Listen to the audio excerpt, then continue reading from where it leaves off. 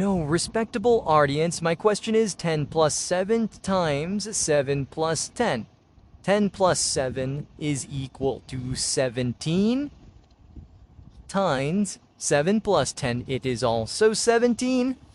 When we multiply 17 with 17, we will get to 89, which is our answer, but it is not correct. So, if division, multiplication, and addition are in the same question, we will perform. In this question, plus and multiplication sign is there.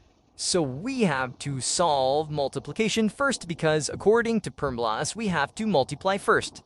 So 10 as it is, plus as it is, 7 times 7 will be equal to 49 plus 10. 49 plus 10 will be equal to 59 plus 10, and 59 plus 10 will be 69, like you will be answer. Thank you for watching, liking, and subscribing my video.